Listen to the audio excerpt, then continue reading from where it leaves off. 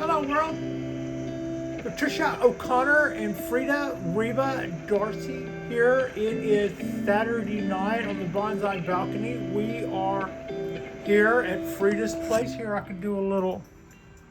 There she is in the flesh, looking concerned because she just saw me. She just saw me grab up dog treats as if they were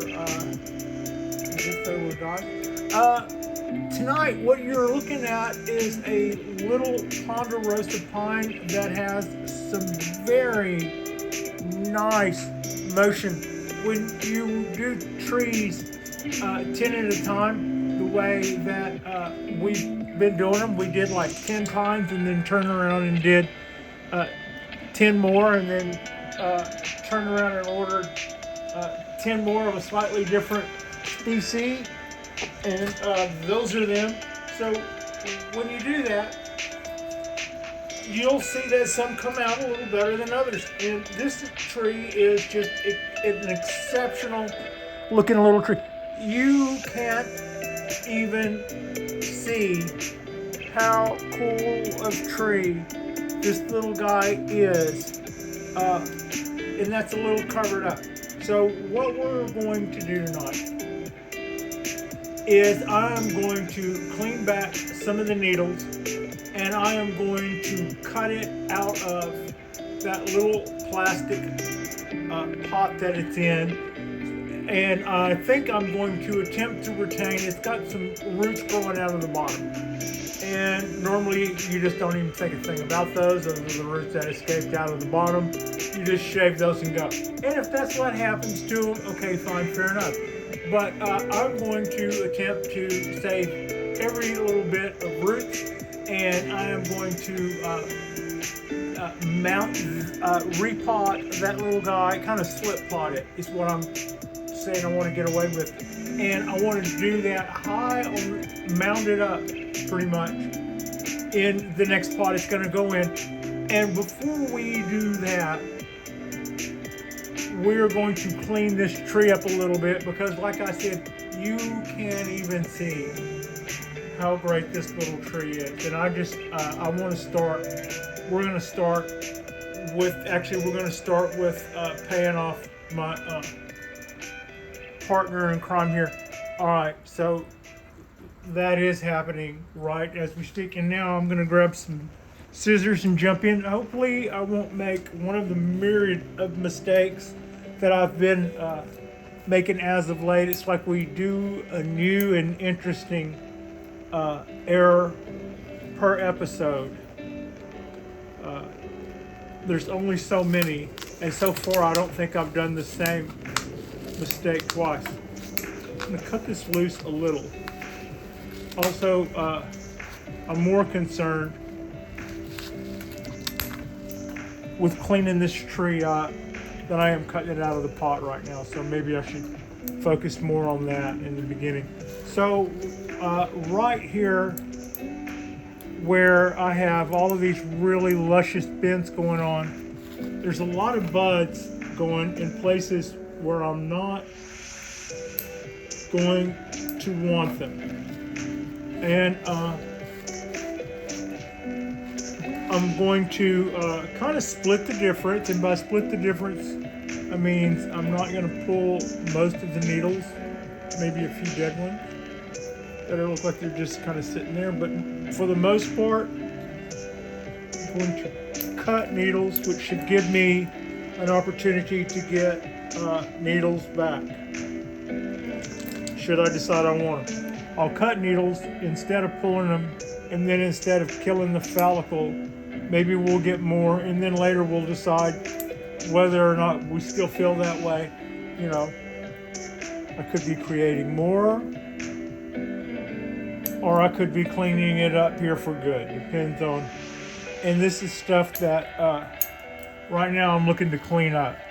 All the buds that are growing out of the center of our Cheerios, all of that stuff would enhance the look of the tree if I cleaned it up.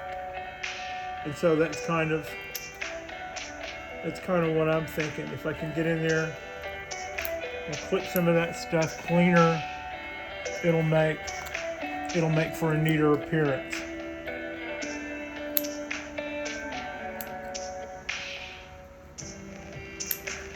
Also, at some point, this will prolong how long we go through long needles. This is not something that I would do if I were on some stringent needle reduction program. I'm going to say at this stage in the game, even though I'm about to go into a bonsai pot, that's going to be for root work. The result of my cutting these needles are that it will allocate energy more to the other needles which don't have a season. Ponderosa needles grow until they pretty much quit. So by cutting out some of the needles, that will tell the ones that are remaining that they get more energy. When the tree passes the hat, more energy goes their way. So they will grow longer by my doing this. So why am I doing this? Because I want to clean up the tree. I want to be able to see the bends and the folds and the work that we've done. And I'm also about to repot this tree. And there's nothing necessarily about any of those that in the end are going to reduce our needle growth anyway. So I'm just kind of saying, well, right now, since we have a lot of these really long needles growing along the ground, hiding the tree that we're making, and it looks unsightly, you're not going to get your needles shorter with some of the other things you're doing now for a minute. Just, it's okay to go ahead and clean up the tree, and this is the kind of year for Ponderosa, the time of year where you would clean up. If this were a more refined tree, I could be reducing the needles now. That would be something that you would be doing now as a matter of good timing if you already had short needles. I'm just saying, I give up on that right now. We're not even about that. The pot that we're about to put this in will help this tree to continue to grow a little mass and girth. We're not going to reduce our needles. I mean, we're not going to reduce our roots any at all to put it in that pot. So we're just going to clean the tree up a little and put it in something a little bit nicer, a little bit more permanent, and start it on that part of the cycle. And I'm really looking forward to it because this little tree has such a really, really, really pleasing shape. I think I'm showing you better now what it is that I kind of saw in this guy to begin with. I think that'll make a lovely, lovely, lovely little bonsai tree. Our little Ponderosa pine, one of 10 that we ordered last summer. Okay, so now I will continue with. I'm going to cut out the little holes that have roots sticking out of them so that we will give those guys a means of escape.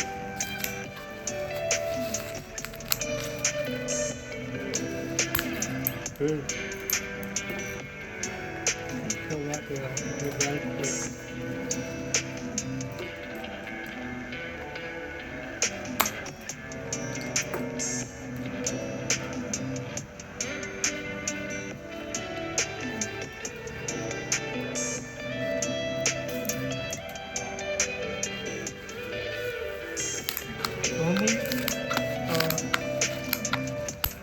We don't worry that much about escape routes. If I were putting this tree up on this bench to do other work, I might, just as a matter of part of the show, wipe off.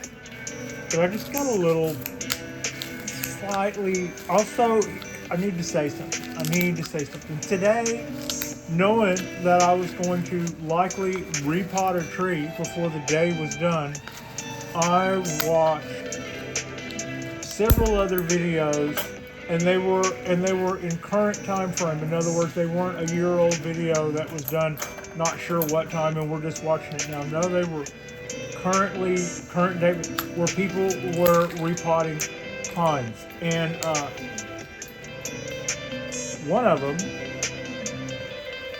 is a teacher, and said emphatically, "What are you doing?"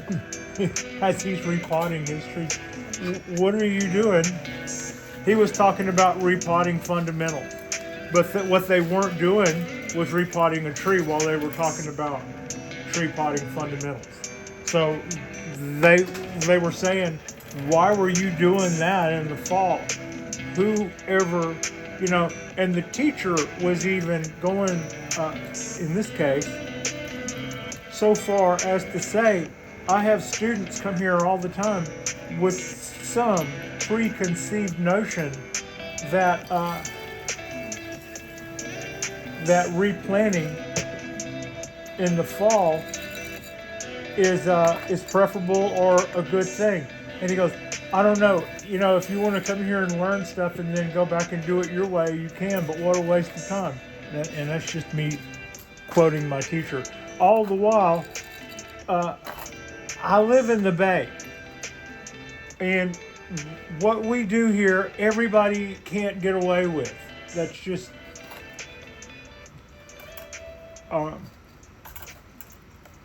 some of the people whose instructions I listen to that are teachers that are local.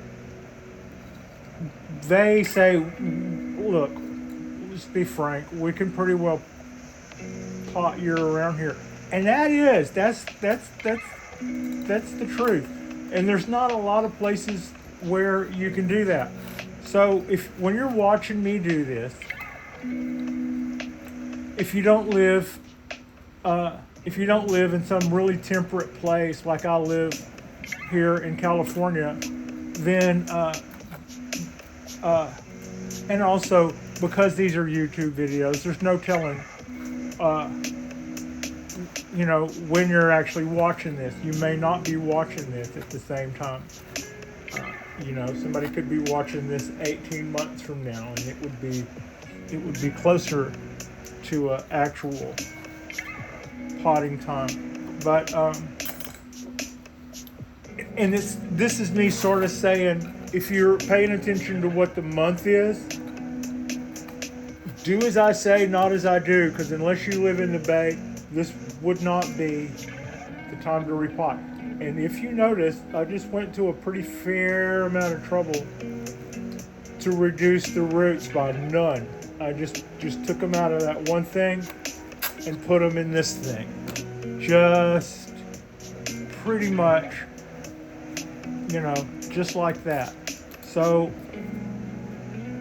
and that's not me making excuses. That's me saying those are the allowances that I'm making for this, and I get away with that because of where we live in the Bay. Most places have real seasons, and if you have a real fall, this is not a real great time to go necessarily trance or repotting your pines. So yeah, now there is room for that. You watch bonsai shops whenever they get out of January and into February, and they start knocking on the door of when their repotting season is. Maybe they've got a couple of hundred trees to repot. Well, that, as they say, is a heck of a problem to have.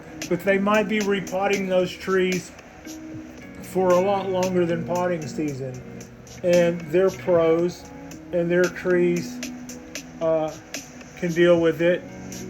And if they're in a climate where they can't get away with that. They're the ones who know that. They're the ones who know what risk they're taking. So when I repot, it's because I live in this part of the Bay Area and can actually get away with repotting in November, which is what we're doing, repotting in November.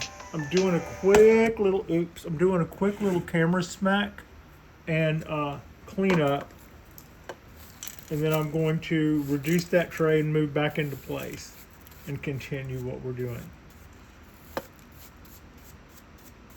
All right, I want to take this out of my there. We did that. We got away with all of that. Move this in. Reload my little scooper.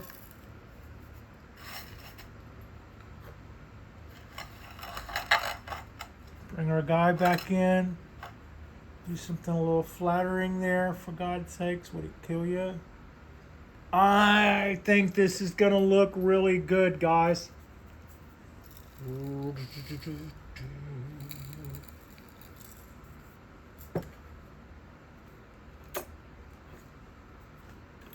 Frida looks excited.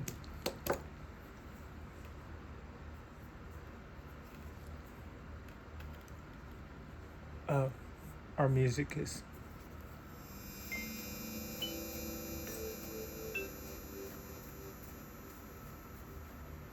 We're just gonna chop this down a little, get this all settled in there. Feeling really, really optimistic. Oh, that's gonna look good. I think the root exposed on this plug should probably come out looking really good when combined with the twists in there. I've been excited all along. I was like, I like twisting up my little black pines and stuff. But where would I see a black pine hanging off the side of a mountain? They're kind of coastal, or what I would think of as more coastal. So on the other hand, I do think of Ponderosas as having all of those twists and curls as they are looking for the sun, as the sun tracks in a different place, slightly different place every day, or as the wind and the sun and maybe the snow build up causes them to twist around. That's just... So I was really excited about the possibilities of what you see right now. A twisted up, nicely looking, like I said, when you do 10 of these at a time, there's always going to be some, dare I say, pick of the litter thing going on there. And I was probably pretty equally inspired every night when I did these. I would say I didn't have one where I don't recall ever doing one of these and going, yeah, I'm not really feeling it, we'll phone it in and it'll be okay. But I think, oh, sorry, downstairs person. I think sometimes just some trees are just, they're just exceptional. And like everything else, everything else can have a chance to be exceptional. Some things are special in that they're not exceptional. You just need to slow down and take notice, kind of a thing. But I think that's really nice. Yeah, this was empty. That hit the ground because it didn't have any ballast in the bottom, but it was still probably pretty loud downstairs. 8 o'clock. So at least I've got that going for me. It's not some of my 2 in the morning dropsies. Okay. I am pretty happy. I'm pretty pleased with this. I got a little root there. Do something there. Oh, it fell away. It wasn't even there. That was a piece of the root ball. We've got a little bit of exposed roots happening there already. I think that's nice looking. I like that. Looking forward to more of that. Cutting these buds back tighter.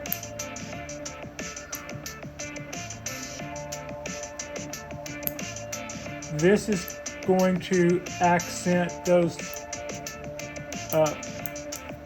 curls and twists that we put in the trunk a lot more.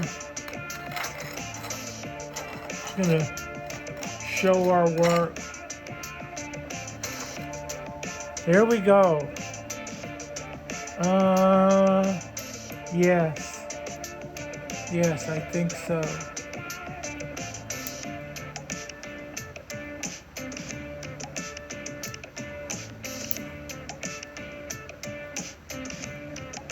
I heard that. Uma moss.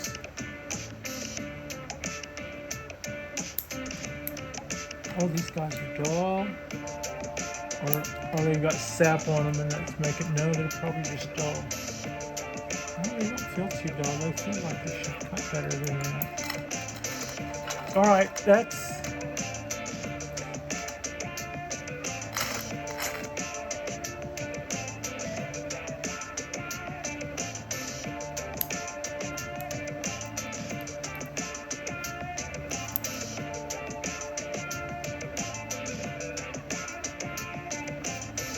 All right,